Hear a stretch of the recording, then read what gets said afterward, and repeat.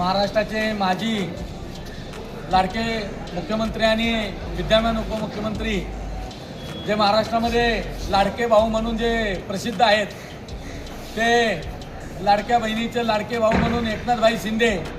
यांनी जे खंडाळा तालुक्यामध्ये आणि शिंदेवाडी शिरवळखानामध्ये जे शिंदेवाडीमध्ये उमेदवारी देऊन धनुष्यबाण आमच्या गावावरती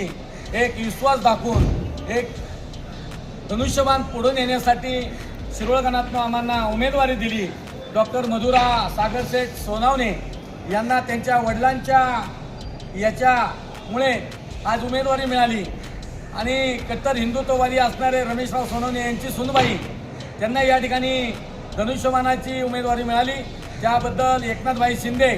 आमचे सातारा जिल्ह्याचे पालकमंत्री शंभूराज देसाई आणि संपर्क प्रमुख कनसे साहेब, तसेच जिल्हा प्रमुख रणजितसिंह भोसले आणि समन्वयक प्रदीपदा माने यांच्या प्रयत्नाने आज शिंदेवाडी गावामध्ये आम्हाला उमेदवारी प्रथमतः मिळाली। त्यामुळे आम्ही प्रथमतः शिंदेवाडीच्या वतीने आणि पक्षाच्या वतीने धनुष्यबाण पुढून येण्याची आम्ही तयारी ठेवलेली आहे आणि असंच आम्हाला गावच्या वतीने आणि तालुक्याच्या निकालामधून आम्हाला चांगल्या पद्धतीचं मतदान होईल आणि 100% आमचा निकाल हा धनुष्यबाणा विजयी होईल।